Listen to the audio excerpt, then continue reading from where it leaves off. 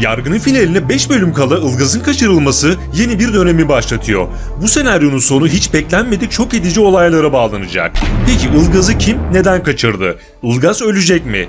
Bu konuyla ilgili kaçırmamanız gereken çok bomba detaylar ve sürprizler var. Yeni konuk oyuncular ve sürpriz senaryo herkes ekranları kilitleyecek.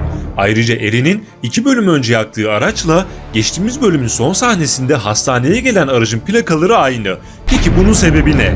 Ilgaz'ın elindeki yara detayı ise hüzünlü bir senaryonun sinyalimi olacak.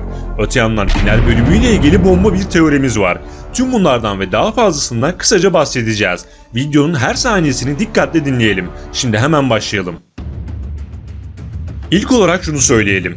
Eren intikamını aldı, her şey bitti ve müthiş planlarla bir iz bırakmadığı için Tuğçe dosyası kapatılmış oldu. Her ne kadar Ilgaz ilk başta mevzuyu kurcalasa da Eren'in yaptığı ders niteliğindeki konuşma olayın gidişatını değiştirdi ve Ilgaz Eren'e hak vererek İclal Savcı ile beraber dosyayı emsal bir karar aldıracak şekilde kapatmayı hedefledi.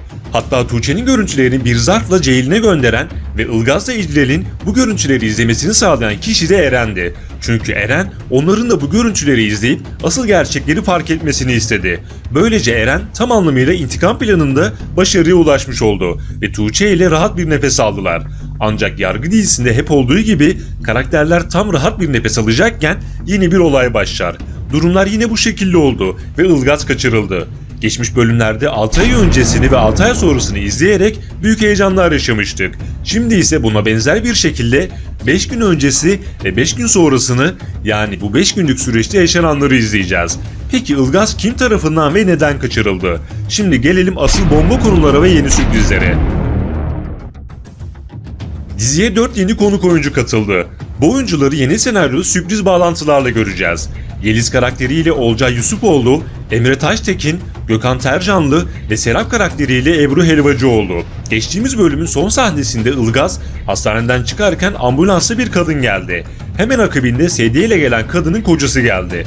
Ardından ise evli bir çift gelerek olayın kaza olduğunu söyledi. Bunları bir köşeye not ettik. Ilgaz'ın kaçırılması ile ilgili çok kritik 3 bomba ihtimalimiz ve çok kritik teorilerimiz var. Şimdi bu ihtimalleri en güçlüden zayıf olana doğru ele alacağız. Birinci ve en kuvvetli ihtimalimiz şu şekilde. Ilgaz'ın kaçırılması senaryosu son sahnede izlediğimiz olayla ve diziye yeni katılan oyuncuların canlandırdığı karakterlerle bağlantılı. Buna göre Serap ismiyle izleyeceğimiz kadının kocası bu dosyada Ilgaz'ı suçlayıp kaçırmış olabilir. Çünkü bu adam karısını öldüren kişinin hastaneye gelen Yeliz veya kocası olduğunu düşünüyor. Yeliz ise olayın kaza olduğunu söyledi. Sonrasında Ilgaz hepsini polis odasına aldı. Belki de bu 5 günlük süreçte dosyaya bakan Ilgaz, Yeliz'in ve kocasının suçsuz olduğunu tespit etmiştir. Ve ölen Serap'ın kocası bu durumu kabullenmeyip karımın katillerini serbest bıraktın diye düşünerek Ilgaz'ı suçlayıp kaçırıp öldürmek istemiştir. Bu akla gelen ilk senaryo ihtimaliydi. Fakat bunun tam tersi de olabilir. Yani asıl suçlu olan Yeliz ve kocası olabilir. Her ne kadar Yeliz bu olaya sadece kazaydı dese de belki de masum değillerdir ve işin ucu kendilerine dokununca ince planlarla Ilgaz'ı ortadan kaldırmak istemişlerdir. Evet, birinci kritik ihtimalimiz bu şekildeydi. Şimdi gelelim ikinci ihtimalimize ve dikkatleri çeken bomba detaylara. Geçtiğimiz bölümün son sahnesinde çok ince bir detay dikkatleri çekti. Eşini kaybeden ve hastaneye gelen bu adamın kullandığı aracın plakasıyla Eren'in 2 bölüm öncesi yakıp kül ettiği aracın plakası birebir aynı. Ancak Ilgaz'ın kaçırıldığı araç ve plakası farklı. Peki bu nasıl oluyor? Hastaneye gelen araçla Eren'in yaktığı aracın plakası aynı olunca akıllara şu ihtimal geliyor. Bildiğiniz gibi Ilgaz, Tuğçe dosyasındaki suçluların ailelerini de ifadeye aldı ve onları da dosyaya dahil etti. Belki de bu ailelerden biri intikam almak için Ilgaz'ı kaçırdı. Çünkü bu iki aracın farklı olup plakalarının aynı olması kafaları karıştırdı. Belki de bu bir çekim hatasıdır. Eğer dizide çekim hatasından dolayı aynı plaka iki farklı yerde gösterildiyse bu ihtimalimiz gerçek dışı demektir. Şimdi gelelim üçüncü ve en zayıf ihtimalimize. Sonrasında ise Ilgaz'ın elindeki yarayla ilgili şaşırtıcı sürprize ve diğer bomba olaylara değineceğiz. Üçüncü ihtimalimize göre Ilgaz'ın kaçırılması İclal'in babasının katiliyle bağlantılı olabilir. Yekta, İclal Savcı ile arasını düzeltmek için bu olaya el attı ve İclal'in babasının katilini buldu. Üstelik İclal'le bir anlaşma yaptılar. Buna göre Yekta, İclal Savcı'nın içerideki adamı olacak ve bu adamın hak ettiği cezayı çekmesi için kritik planlarla yeni bir olaya dahil olacak. Ancak bu işin sonucunda Yekta'nın başı belaya girebilir. Dolaylı olarak işin içine İclal ve Ilgaz da dahil olabilir. Eğer karşı taraf tehlikeli ise bu durum Ilgaz'ın hayatını riske atabilir. Bakalım Ilgaz'ın kaçırılması bu konuyla mı bağlantılı çıkacak? Fakat bu ihtimalimiz fazlasıyla zayıf. En güçlü ihtimalimiz ise ilk bahsettiğimiz ihtimal. Tüm bunların yanı sıra dikkatleri çeken çok önemli bir detay vardı. Bu detay Ilgaz'ın elinin kanaması ve sonrasında oluşan yara izi. Peki bu detay neden önemli? Çünkü 5 günlük süreçte Ilgaz'ın elindeki yara ısrarla gösterildi. Bu durum hüzünlü bir senaryoya bağlanırsa şaşırmayız. Mesela Ilgaz kendisini kaçıranlar tarafından tanınmaz hale getirilirse belki de bu detay sayesinde Ceylin Ilgaz'ı teşhis edebilir. Ilgaz'ın elindeki yara izini görerek bu kişinin Ilgaz olduğunu anlayabilir. Hiç şüphesiz böyle bir senaryo hem Ceylin için hem de izleyiciler için fazlasıyla üzücü olur. Ancak söz konusu yargı dizisi olunca her ihtimali değerlendiriyoruz. Ilgaz kaçırıldıktan sonra başta Ceylin olmak üzere herkes büyük bir endişeye kapılacak. Tüm birimler seferber olarak Ilgaz'ı arama bulma çalışmaları başlatacaklar. Bizler de bu süreçte 5 günde nelerin yaşandığını adım adım izleyeceğiz. Muhtemelen 2 bölüm içinde bu olay çözülerek açığa kavuşacaktır. Şimdi gelelim diğer sürprizlere ve bomba final teorimize.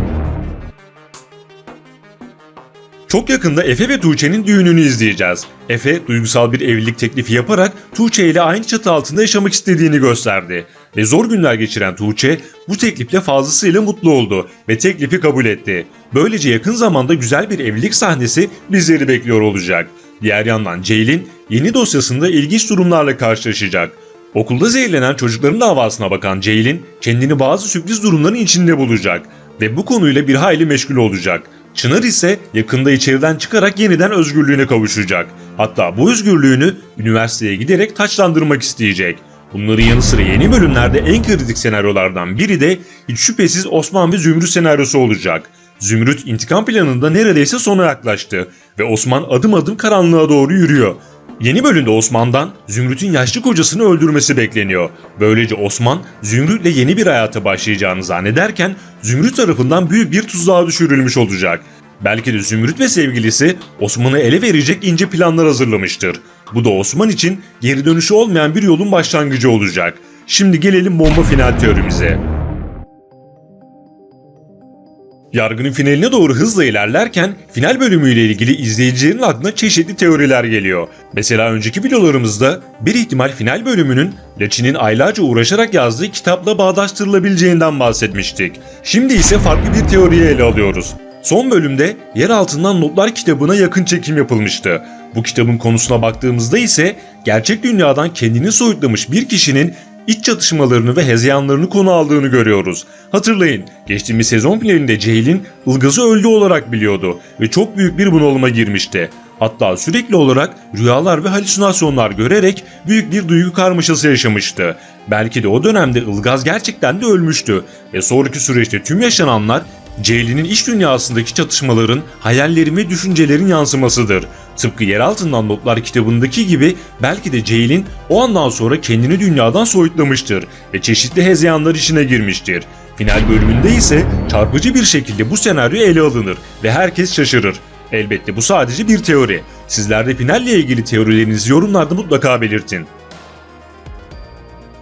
Yeni videolar gelmeye devam edecek. Kaçırmamak ve anında izlemek için abone olup bildirimleri açmayı unutmayalım. Bir sonraki videomuzda görüşmek üzere. Hoşça kalın.